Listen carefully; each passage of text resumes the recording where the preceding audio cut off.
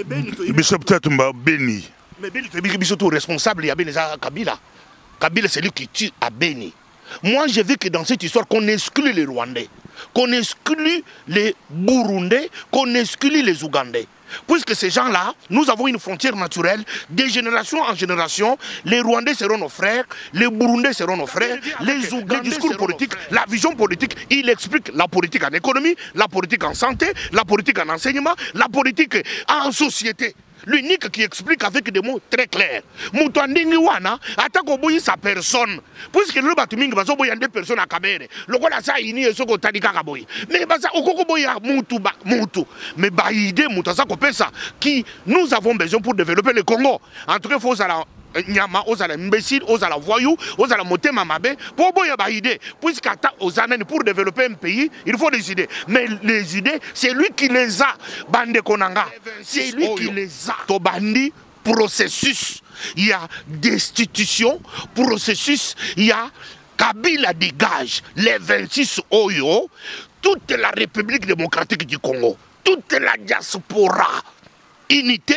Ngwende simami tozongi di barabara mais nazo boye a dit bénédiction il y a Vital Kamerhe Yemoko a dit bénédiction il y a peuple congolais en général a dit bénédiction il y a tous les Congolais. Ça fait plus de 35 ans. C'est-à-dire que c'est ça un homme riche. Ce n'est pas Kabila qui est venu bisoutou totali nenga yaki les no bakumi ko bakasa milane Kabila to ko baneka aibi.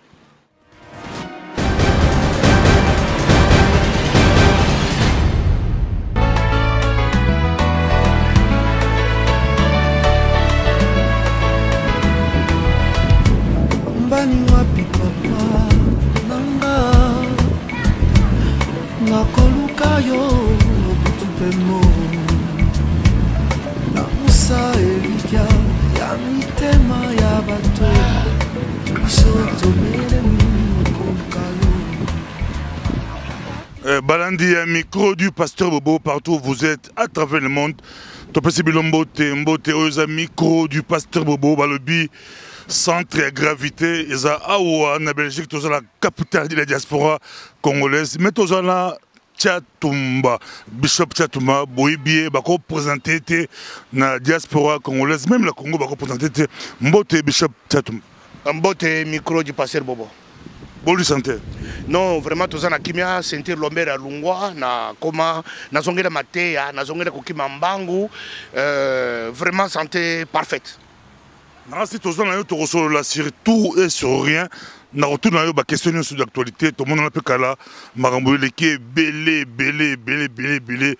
Si émission à Soukwa na sana yo zalaka, bozalaka na parti moko, bokriaka parti moko, mais parti on est comment ma solo passé. Parti on est kufa parce que baninga bakanisa que to sala ka politique pour Mbongo, ou bien to sala politique pour to sala bato Kabila, to lia Mbongo, ou bien to koma banani.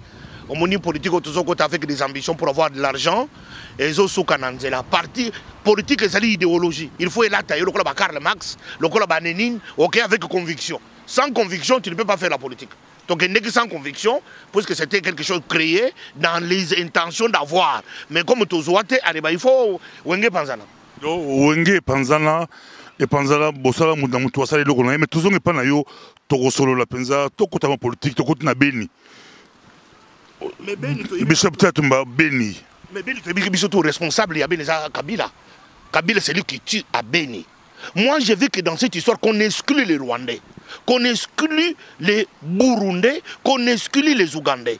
Puisque ces gens-là, nous avons une frontière naturelle, de génération en génération, les Rwandais seront nos frères, les Burundais seront nos frères, les Ougandais seront nos frères. Chez eux, il y a la paix. Ce n'est pas que chez nous, tu vas voir ces massacres. Les massacres sont organisés par Kabila lui-même, qui sème pagaille, qui habille, qui alimente en argent, qui alimente en armement pour tuer et semer pagaille chez nos frères. Je ne vais pas tergiverser sur cette question. Je veux que toute la communauté internationale, les Congolais en particulier, sache, c'est lui qui tue à Beni, il s'appelle Kabila Joseph. Et ça, personne ne peut jamais me contrer, me dire le contraire. J'ai été d'un premier signe. Regardez, nous sommes en train de pleurer à Beni. Le gouverneur du Nord Kivu, appelé M. Paloukou, il lance un tweet à la victoire, il fête la victoire de Barcelone. Pendant que les gens sont en train de pleurer, une autorité locale qui doit s'occuper de la sécurité du peuple et de leurs biens, il est en train de nous exhiber sa joie avec la victoire de Barcelone. Barça qui est en paix, Barça qui est en vie, Barça qui est en stabilité, lui est en train de... Pendant que nous nous pleurons, jamais il a tué le nombre de morts, jamais il a tué les massacres de nos frères, jamais il a tué le plaire, les cases brûlées, les femmes déventrées, il n'a pas tué. Tout ce qu'il a voulu savoir, nous faire voir, c'est tuer la victoire de Barça. Qu'est-ce que ça a fait dans notre vie? Ça c'est premier signe que c'est Kabila, puisque c'est une autorité locale établie par Kabila lui-même. Deuxième signe, c'est Kabila. Depuis qu'on est en train de tuer Abeni, Kabila, président de la République, en fonction, il n'a fait ni déclaration, il ne s'est occupé ni d'une enquête, rien. En tout cas, il est rentré dans l'esprit de son gouverneur, M. Paloukou, qui a tué la victoire de Barça. Voilà pourquoi Tchatoum est en train de confirmer haut et fort, c'est lui qui tue Abeni, il s'appelle Kabila Joseph. Nazana tokosola penza lelo tokosola na penza ba question za yanga ba réponse ya yo lobi mutali ko bomala Beni Ali Kabila Joseph une partie de diaspora ba biki yo que n'a pas caméré au comment livre Vital Caméré est recommandable Vital Caméré est recommandable bâtiment sous ba biki Vital Caméré azad de mèches na Kabila yo lobi que Kabila ndi azad ko boma na Beni. Tout ça, le syllogisme, c'est Kabila Zakoboma na Beni, et que Vital Caméré a des mèches na Kabila, c'est que Vital Caméré a la Beni. Non, non, moi je peux prendre l'unité de mesure comme Étienne Tshisekedi. Quand Caméré est venu en 2010, Tshisekedi a dit, on doit l'observer, voir par ses gestes s'il est de nous ou bien contre nous. Depuis 2010 jusqu'à aujourd'hui 2016, pendant que je mettais Caméré dans la bouteille, Caméré nous a prouvé jusqu'aujourd'hui, et nous avons changé d'avis, Caméré est resté dans la constance. L'unique politicien congolais de 2010 jusqu'à aujourd'hui, 2016, qui est resté dans la constance. C'est la constance qui fait l'idéologie politique. Si Caméré était de mèche avec M. Kabila, Caméré n'en est pas resté dans cette constance qui aujourd'hui il a prouvé noir sur blanc, puisque lorsqu'on est venu avec l'esprit du dialogue, d'abord commençant par la concertation, Caméré a dit niet, on ne serait pas dans la concertation. Premier chaos. Deuxième chaos, Caméré est venu, il y a dialogue. Caméré a dit pas de dialogue, il est resté dans la constance. Par rapport, nous a dit non, Caméré de mèche, Caméré est en train de travailler pour devenir Premier ministre. Caméré qui veut devenir Premier ministre de Kabila, il dit ni pas de dialogue. Pour conduire à un gouvernement de transition, Caméré va parachuter de quelle façon pour qu'il devienne Premier ministre de Kabila. Et puis de droit, Caméré ne veut même pas parler de la transition. Il ne parle que des élections. Caméré qui parle des élections. Comment il ne peut pas vouloir devenir en même temps Premier ministre de Kabila, et pourtant que lui réclame les élections. Tout ça, c'est une cacophonie, c'est le mauvais cœur des Congolais. Nous les Congolais, tozo lingana te, to lingite ko reconnaître moninga, balubi ke soko boyimboloko, ndimata mbangu na ye. L'unique Congolais, politicien Congolais, l'unique, pas deux. Il n'y en a pas deux. Sur l'échiquier national aujourd'hui, il est resté strong, il est resté dynamique, il est resté constant jusqu'à ce jour. Un seul langage, les élections, le respect de la Constitution, jusqu'à cette époque ici. Maintenant, voilà Caméré nous a tous entraînés. Nous qui l'avons autrefois combattu acharnement, n'a su Caméré na kotisa na molangi. Na kenanga moko na bimisa Caméré na molangi, puisqu'il nous a prouvé. Pas seulement ngamoko. Na même ba tuebele, bazana ngaya biwo ya totala no papa oyo. Alo bani, makamo papa lobi totala tebitike. Muto yo sana idéologie Bakar le Max. Bato balanda Bakar le Max balanda mbongo te, balanda idée. Puisque politique le na Congo na biso, bato bako kima si ni mambongo, bazo ninga bako mabarish. Mais muto ya koma riche ina mbongo ni na politique oyo. Il lui a fallu plus de 35 ans. Pas comme riche, comme millionnaire. Mais bino bozotika, politique bozotika ko sala idéologie, beaucoup mi ko dinga, beaucoup ma pe ba riche lokola ye. Alors voilà ce qui tue les Congolais. Hostilité anti-Caméré, qu'est-ce que la diaspora ou bien on a combattant, bien que yo poserait grand combattant au combattant Caméré, mais yo au Kenda ouvertement, vous avez peut-être bon ça va combattant Moussou. Belete mais mon dame, pour ça mon dame. Ce qui déjà tous ça deux, tous ça déjà pluriel. Tous ça bello, moni bato nyo swana et ça na combattant moko na diaspora te. Na lobi moko na diaspora te. Oh ya c'est dit si ma rideau avant de tous les politiciens en Congo, mais Tata Oya Caméré, Mayele Naye, Namakanisi, ce qu'il dit, il dit la vérité. On n'est pas tout le monde, la Congo, mais il n'y a pas Congo. Vous avez la preuve, la photo, elle qui va combattre. Je suis parmi mon peuple dans la diaspora. Nadia Kamuna Bango, Natambrana Bango, to solo laka. To yibike, si marido. abi biso kotikala kana ngambo yo zala kana ngambo na yo mais makambo caméra koloba mutu moko te oya sa kobundela Congo kokoboya puisque c'est lui qui explique les Congo avec ses mots. Il explique l'eau, les eaux du Congo. Il explique les sols et les sous-sols du Congo. Il explique les forêts du Congo. C'est Kamere. En dehors de lui, il n'y en a pas deux. Il n'y en a pas deux. Nous avons combattu derrière Etienne Tshisekedi. Il nous expliquait l'état des droits. État des droits à Boundlaki, état des droits. Maintenant, Kamere arrive. Il ne parle pas des états de droit, Kamere parle de la refondation de l'État. Papa, c'est profond refonder de l'État. On commence l'armée, les polices, les services de sécurité. Refonder, c'est-à-dire tout un système qui existait, qui était mal bâti. Maintenant, il faut les refaire. Effectivement, même Etienne Tshisekedi. Bishop Tchatumba, il se raconte que tant au Belaki, tant aux Oki, passe dans l'hôpital, tant l'hôpital, Kamere a tiré la gueule enveloppe à mon nez, et on ose défendre, enveloppe à mon nez, battre la gueule, les achats et la corruption. Voilà pourquoi il n'a pas dit qu'on soutenir Kamere de manière acharnée. Puisque, et le quoi des personnes qui ont courage, peut signe. Puisque Kamere est en côté, la personne est de l'autre côté. Mais les bandes, qui ont les millions, ne comprendra tout le monde peut bande qu'on a besoin par rapport à l'humain. Oh, bah, corrompre, oh, bah, c'est un bongo, oh, il est de mèche avec le pouvoir. C'est depuis ce jour-là que le discours a changé.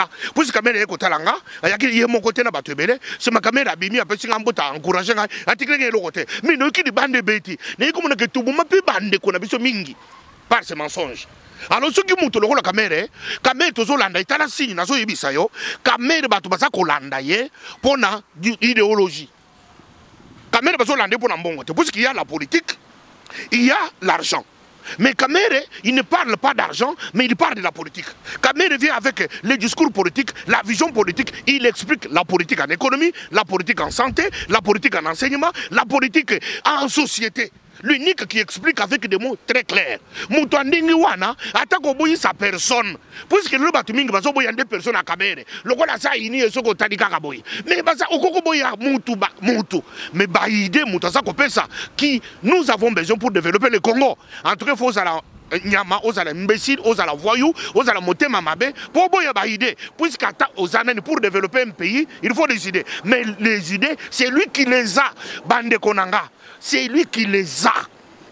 Kamere village na yeza musika tena beni mais Kamere asali nini pour la beni za moko ba question na zu et autre na Amerika balabi okutanga Bishop Tchatumba tuna ye aller ko défendre Kamere mboko na yeza pembeli ya beni pendant que bana poto bali très mobilisé partout pour la beni ye Kamere on dirait net.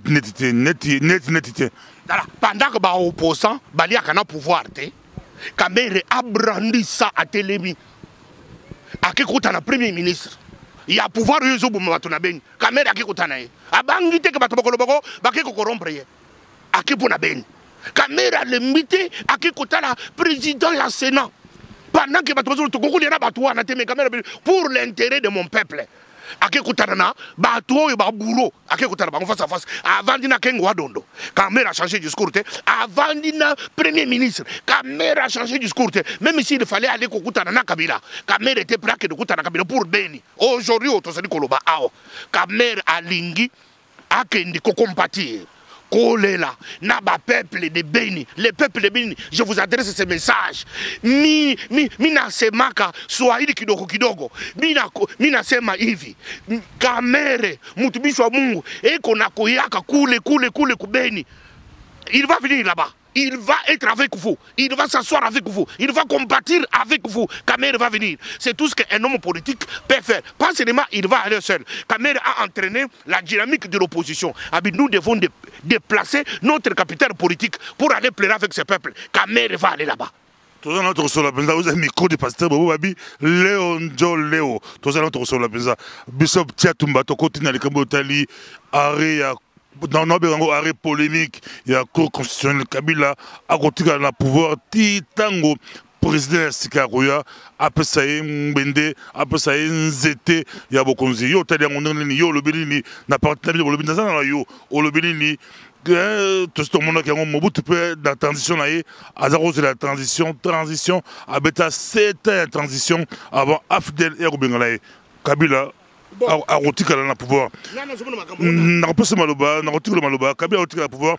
Olanda ki liwe papa yemba, Kabila batebele baye, batu ba ke bele kolela papa yemba, Kabila pas profiter aye matanga papa wimba basali rien bakamere ka monoko basali le komote aye matanga atiki fleur nae azongi opposition monalité opposition à la foule à comprendre que non à refonder la pouvoir ba faire passer Ariel Bango à rediriger à refonder la pouvoir type président au rôle balini bali kolandayo boganga ka bolobaka mais matanga papa wimba peuple mege bele libanda Kabila ye pas zongle.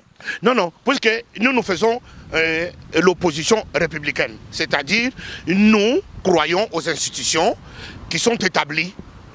L'opposition n'est pas au pouvoir. Quand il y a un événement de telle ampleur, c'est le pouvoir qui joue son rôle. Vital Kamerhe est allé en homme politique, a vu la famille, était à Molokai. Il a fait ce qu'un opposant peut faire. Mais sur les obsèques, les cérémonies officielles, c'est le président en fonction. Ça, nous avons respecté. Alors, en ce qui concerne que profita qui n'est lokoana, bon, dans la dictature, tous les coups sont permis. Bisous tout ça qui dans les secrets pour n'avoir qu'est-ce qu'ils ont fait. Mais, c'est mes analyses à moi. Dans ce côté de Kambouana, il y a article 70 wana, où il va faire passer. Dans ce on a deux dimensions. Dimension elle est bosso. Dans ce on a Vundowa. En tant qu'individu. Vundowa a une grande histoire avec notre pays. Vundowa peut-être il a cherché par tout moyen comment il faut avenger Kabila. À Monate, Kabila les a humiliés. Kabila Moutoua Kenda classe c'était les lois qui dirigeaient Bango professeur d'université a chosifié Bango. Vundo Wazana Kanda, Impère Bango Bango Moussulina Mounoko. Vundo Walukaka, circonstance na occasion, comment il faut que mette moi nous est loco, comment qu'on livre na peuple congolais. À ce que vous souhaitez. Mais Vundo autour Azui. Azui pour Nanine. La Cour constitutionnelle, ils ont fait que répéter ce que la Constitution a dit. Ils n'ont pas ni ajouté, ils n'ont pas ni retranché. Ils nous ont dit que le président reste en fonction jusqu'à ce qu'un nouveau président élu sera installé. Il ne s'arrête point. Ils n'ont pas dit il est obligatoirement que le président a dit qu'à la élection est à la tête. Non, ils n'ont pas dit ça. Ils n'ont pas changé la formulation du début. C'est-à-dire qu'ils ont répété ce que la Constitution a dit. Que le président va installer un autre président. Oui, c'est ce que la Constitution a dit. Il va l'installer quand? C'est quand les élections et le scrutin a été déjà convoqués. Hein? Quand le scrutin est convoqué, c'est-à-dire il y a un président élu, c'est le président élu là qui doit être installé par le président entrant.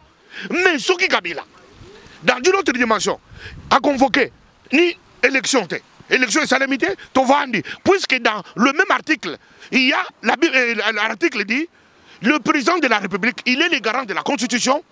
Il nomme et révoque le gouvernement si le gouvernement n'a pas pu organiser les élections. C'est-à-dire, ce qui Kabila tina minito, un gouvernement incapable d'organiser les élections. Gouvernement et organiser l'élection jusqu'aux dates prévues le 19 décembre sans élection. C'est-à-dire que c'est Kabila qui doit endosser la responsabilité. Voilà, c'est Kabila qui doit endosser la responsabilité. Puisque Kabila doit maintenant convoquer les scrutins 10 jours, 90 jours avant les élections. Si Kabila ne sait pas convoquer les scrutins, Kabila, il est le garant de la Constitution, il doit révoquer le gouvernement, nommer un gouvernement capable d'organiser les élections. Mais ceux qui ni l'un a convoqué ni l'autre, révoquer le gouvernement pour nommer un gouvernement responsable et capable d'organiser les élections, quand nous arrivons à la date prévue, c'est Kabila qui endosse la Constitution et il serait frappé par le même article qui dit son mandat, une fois, 5 années, renouvelable une seule fois. C'est-à-dire que le 19, Kabila tombe, il tombe dans une illégalité, il ne serait pas soutenu par quelque chose. Puisque du début, il n'a pas convoqué le scrutin, de deux, il n'a pas révoqué le gouvernement qui était incapable d'organiser les élections avant d'Azeli, à lui qui n'a pas puisque Barubi n'a pas de sans qu'une élection est salamité, je vais rester là en attendant qu'un autre vienne. L'autre va venir comment? Puisqu'il faut que le gouvernement. Bishop, Kamerhe, à l'époque, jouer à pouvoir. Bino Bolobi, le 19, Kabila Rolekate, pourquoi pas les lots? Pourquoi pas mobiliser les lots? Ce qui veut tel Kamerhe, Azali, Moko, il y a des leaders d'opposition. Pourquoi pas casser Kabila les lots? Le 19, Kabila a reçu Bachar le 20 à décembre, à rejoindre le pouvoir. Pourquoi Kamerhe est différent de beaucoup d'hommes politiques? Kamerhe a comme ça la politique de conviction. Au moment où la politique de le code de Abisso, et le Kwaliboso, un politicien doit accepter de mourir soki politicien akolinga la politique kuna azobangaliwa akosala politique kuna te Kamere a telemi alobi que c'est une imposture cette déclaration de la Cour constitutionnelle c'est une imposture les 26 oyo tobandi processus il y a destitution processus il y a Kabila dégage les 26 oyo toute la République démocratique du Congo toute la diaspora unité ngwende simami tozongi di balabala mais nazo boye ke nazo ngela mulangi puisque ekomi kudingi tantenga puna kendi kuluka mulangi et pourtant que mulangi sera ka te passer bobo ba kendi na mulangi na kini siko muto akenda mulangi na kini akende tina kana ngana mulangi sikoyo ngana kukende kini te na kukende kana ngate na kuzokuberi mulangi ndenge nini bakomi Kabila akomi kudinga azongisa Boshab Kalev Kabila Mende bakomi kudinga bazongisa kana mulangi mais na lobby Kabila les 26 oyo tozaka balabala partout dans le monde Baksu et Bandi dynamique de l'opposition G7 Front commun biso tout Bandi Sikoyo Baksu et Bandi combattant tout le monde pour être Kabila jusqu'à ce que à cause de la mise à genoux Kabila Kodekate le 19 le 20 le 21 janvier 2015, Kabila Mounaki démonstration.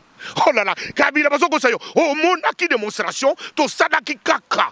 Pas battre le losate, mais n'engo besi kanda na peuple congolais. Oh la kisibiso ke fini, yo ko dingo tikala. Tu interprètes de ta manière. Piège à Vundo, Vundo azana poso kufa. Vundo il veut se venger Mobutu, il est à livrer au peuple congolais. Ce qui au se ressaisir te.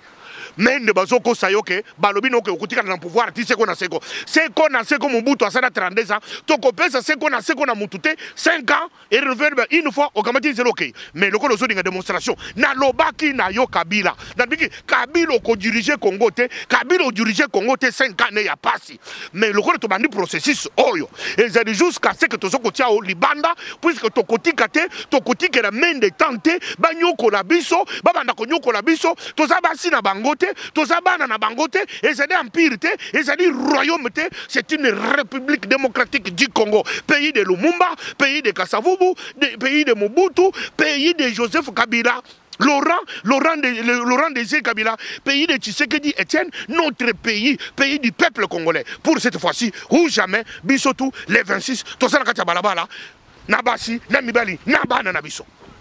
Toi là, Balikolanda biso mo kilomba tozala biso bishop Tiatumba tozala yo Balikolanda biso tozala yo kakawa pasi na yo pasi na ngai oyebi yango malamu bali bilonde bobuki yango bilombo bebisi yango bilombo rencontre avec Etienne Tshisekedi wa Mulumba bokimaki bokangi Cameroun la France amono na kité kaka bino moko passe na yo passe nanga bokela Congo bobandi ba menace bobandi ba attaque bobimisi ba diplôme ya Moïse Katumbi ya Tangate ya akota ba kilaste azo mérité place onate ba question nga ba réponse ya yo passe na yo passe nanga et quoi la mai passe nanga bobandi guerre mais bozubi ba réplique la même non to bandi guerre te.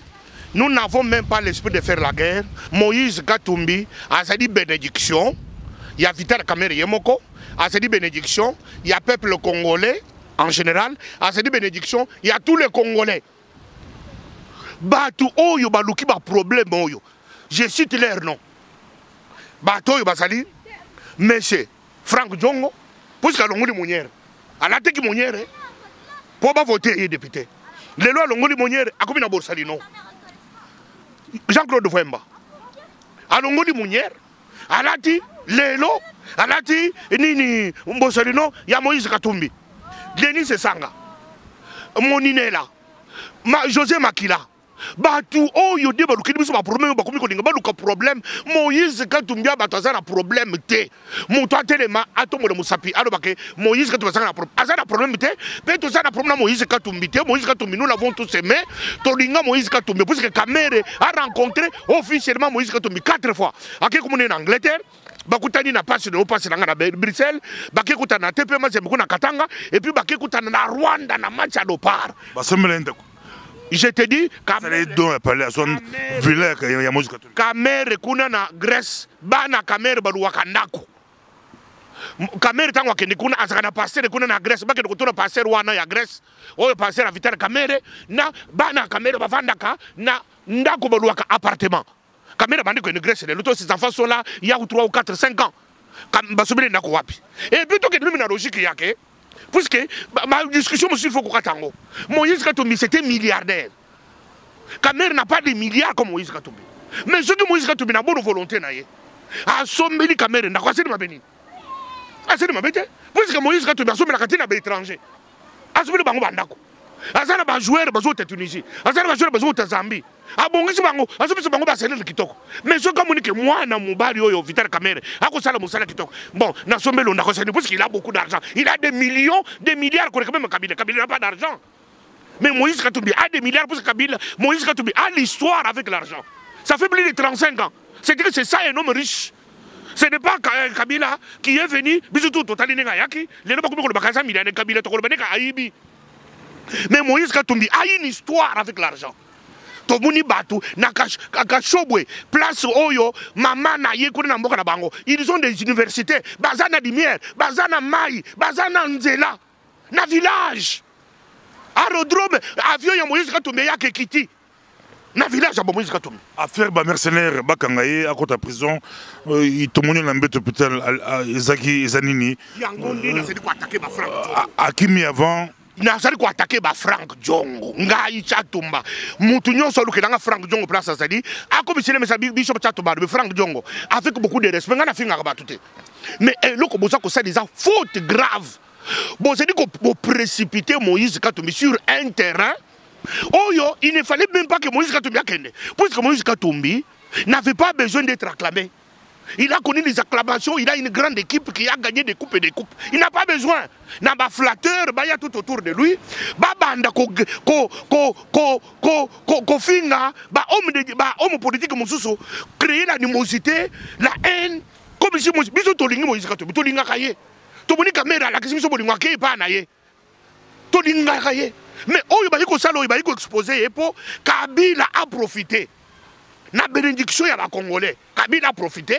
Abimisa, Kabila c'est le premier mercenaire congolais. Ba mercenaire wana. Kabila zana bango depuis longtemps. Azana ba Zimbabwe, azana ba Angolais, azana ba Rwandais, azana ba Burundais, azana ba mercenaire américain. Kabila. Mais tant que Moïse Katumbi a cessé d'être gouverneur, il devient un homme ordinaire. Mais il a ses moyens. Habité, je dois être consul, je dois avoir des consultants, des préparateurs, des entraîneurs internationaux. Bon, bazana ba expertise en sécurité. Mais comme déjà, Moïse Katumbi, puisque dans une république où il y a la dictature, un dictateur c'est comme un chien qui a un os dans sa bouche. Tant qu'il y a la précipitation, pour l'ongler Moukouwa na Mounoko, Bakosuayo, il y a un Moïse Katumbi, il y a un motif, Kabila Yibi que Mouton was c'est son argent qui parle. Il n'est pas comme moi, comme toi, il a ses moyens. Il peut se taper n'importe quel luxe du monde. Comment il y a un avenir à Congo, dialogue, ils ont l'élection, la élection, Moïse Katumbi, la Kamerhe, la Makofi, l'élection un peu comme hypothétique. Ils ont une transition peut poser sans Kabila, mais il y a un faire passer Aridaye pour diriger la transition. Comment il y a un avenir d'ici 2016? Pasteur, Bobo micro n'est pas prophétique. Tirez-le. Nous croyons qu'il y aura élection au Congo. Nous croyons aux élections. Et ça l'a mis selon les délais constitutionnels. Manœuvre, c'est comme ça que les dictateurs veulent contourner la réalité et la vérité. Mouto yazo ya na langage Jacques, élection exacte na transition, c'est celui qui veut donner l'avantage à Kabila. Biso toko sala élection na Congo tina minito, c'est ce que les Congolais doivent confesser. Mais tant que biso moko tokomi ko bakay élection exacte, tokomi mon a duré, tokomi mon attend, il y a encore nous avons plus de 6 mois. Dans plus de 6 mois avec la technologie actuelle, les élections peuvent être organisées. Au Comona.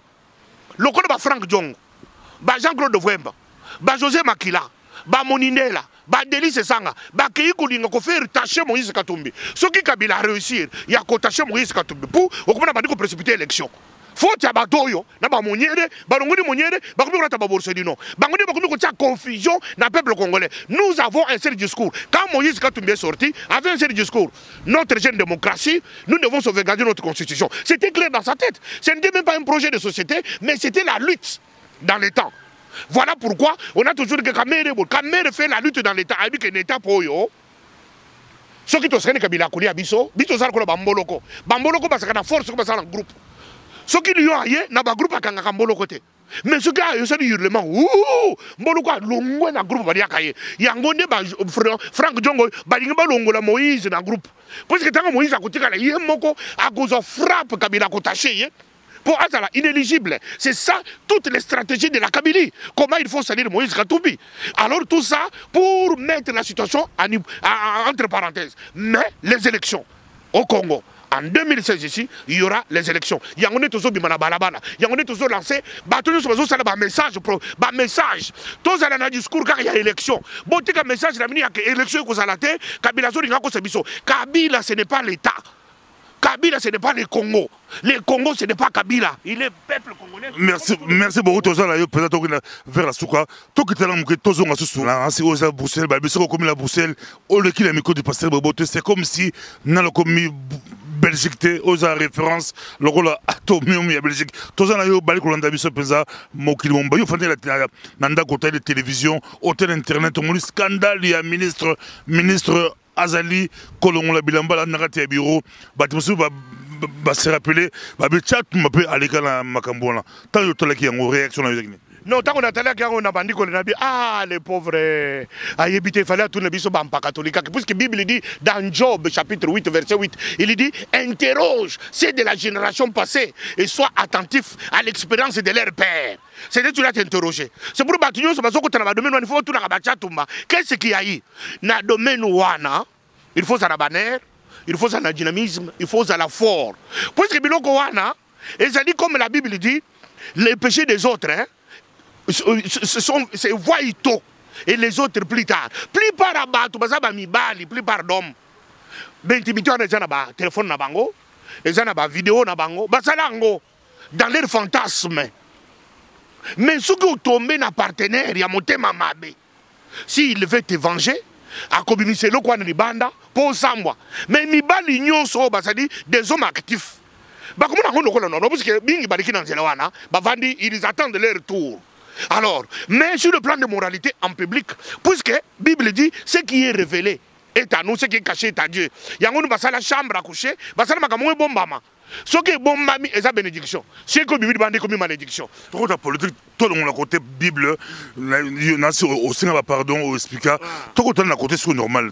Ça, tout le côté Bible, il y a catastrophe, il y a dégâts.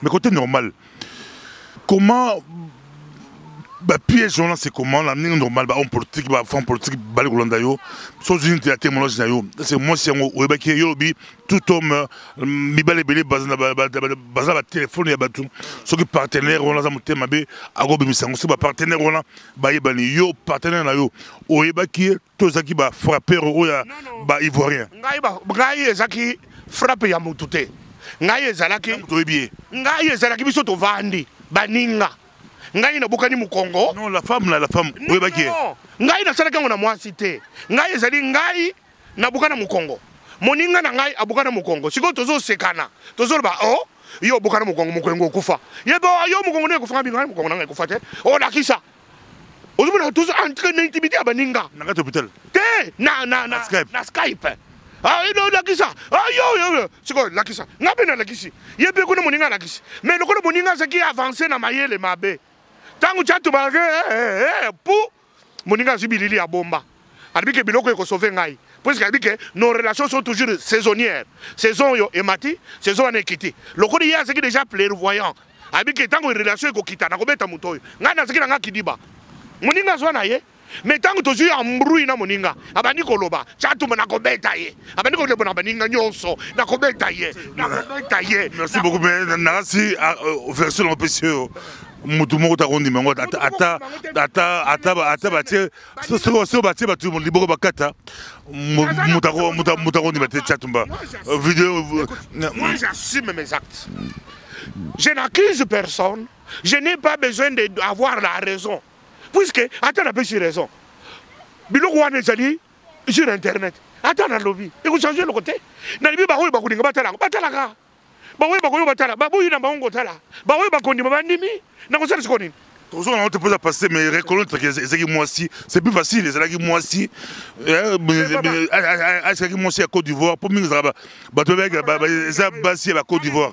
Basi ba Côte d'Ivoire. Tale longi na ngai na soko biso ba to ba yeba to ba ka chatu mbate. J'assume mes actes. Soki moi si na ko babande ko na ngai moi sangwa ko sakinga, il m'a piégé bolingo le kaki. Il m'a piégé. Mais na ko ndima de ko pona ko sepelisa ba tuté. Moi j'assume mes actes. Soki na sali yango na nimiki na sali, bolimbisanga. Mutu bolimbisanga te sani. Est-ce que au soit apprenant ba ivoirien ou basala oyebi circulant. Il a dit kambwana. Ndeli ko s'informer te. Ngai moko sikoyo na komi ko tene. Oh na moni ba komi ko piéger ngai. Mikolo nyonso yo. Yango na ko taka Skype te. Na moni ke piège Jésus na kaka boy. Omuni mutu moko asa kwa sele yo. Mutu moko asa kwa sele yo. Atie photo yo kanisi ke za mwasi nzoka nde jo moko aza sima. Osakani ba frappé yo ba mission mutakala yango ne ba beti ministre wana kona zangi kidiba alors ya kadisi ke moi je bazo la kizina photo wana azata na Japon photo kaka bazo kona kisa frappé na si bazo ko so bilili tango sisi bililade ba frappé yo oleli musale sili ba to bazela nzame ministre yango nazo ke lomawa puisque ça na kini ba imaka mongote ba frappé yo tanengo ko mi ko le papa Enoch bondela nzambe nzamba peso courage so ko za tiniranga ofrana na tshelo maboko pona ko miniko courage pamba te okokoka te nengo zo ko ba to message bolongola yanga na peso mutu message longola te na zakala posa bochaka kaka bochaka ngo sikona ko sani. Est-ce que c'est un Bishop Tchatumba ya autre n'importe en France avec la mission dans la Belgique to koto c'est là tout le un peu actualité to côté to quitter est-ce que vous avez un dossier moko ou l'habilité ou message ou le ça par rapport à la diaspora congolaise n'a plus 2 minutes yo lo ba kitoko aux amolobi penza 2 minutes naza koloba izali bomoko. Je souscris totalement à la vision de révérend Kibutu. Et tu as mon soutien, puisque pendant que les hommes fatigués, découragés, abandonnés, Dieu a suscité un frère parmi nous, un pasteur, comme nous, un Congolais, comme nous, avec un courage pour ne pas laisser sombrer la diaspora. Je demande à tous les Congolais, de tous bords, vivant dans la diaspora, de soutenir cette vision des révérends Kibutu, de prier pour cet homme qui peut nous réconcilier avec nos frères. Puisque le Congo est fort quand nous sommes ensemble. Le Congo est fort quand nous sommes unis, malgré nos diversités. Le Congo est fort de cette façon-là. Voilà pourquoi nous avons plus de 450 ethnies, nous avons plus de 450 dialectes dans notre pays. Ça fait la fierté du Congo. Nous sommes dans la diaspora, nous sommes de diverses souches, origines, ce qui fait notre fierté. Aujourd'hui, la vision qu'a donné Dieu au révérend Kibutu, je demande à tous les Congolais de la diaspora de les soutenir, et les opposants politiques, et les politiciens au pouvoir, et n'importe quel Congolais scientifique, maçon, peintre, pasteur, soutenons révérend Kibutu, que Dieu a utilisé pour nous fédérer et pour nous remettre tous à table, que nous soyons unis avec nos frères. Nous avons besoin d'être ensemble. Nous sommes fatigués de divisions. Nous sommes fatigués de divisions. Celui qui nous divise ne vient pas de Dieu. Celui qui vient de Dieu, il va nous rassembler. Voilà. Merci. Il y a 2 jours dans la qui n'a invité l'ambassade d'Israël, la réunion monnaie, l'ambassadeur Labango, le consul de mais mon discours Labango et qui au conclure, mon collègue Labango a télémaki, mon représentant Labango, l'ambassadeur Labango a écologie. Israël a besoin de sa diaspora, d'une diaspora très forte. La diaspora juive aussi a besoin. Il y a l'État d'Israël, il y a Makassika dans le pays. Docteur Kibutu, il y a pasteur Onzamba Tomboli, apprécié Makanisi, apprécié vision claire pour une diaspora très forte. Surtout la diaspora, moi Makassi, Torosala Marbe Belé, Belé Bambo Tofandi, Petokosunga, Mboko la Biso Congo, Mboko la Biso Pe, et Rosala Makassi, diaspora et Rosala Makassi. Tokozala musika tozo na suka nasi Tokyo docteur Kibutu pa Tokyo batebele ba Tokyo na message na yo ya encouragement tombe la suka totombelio bozongi malamu espérons que parti au côté au gros changer c'était pour moi les lois pas caméra le beto go so lobby au kepa katumbi lobby au kepa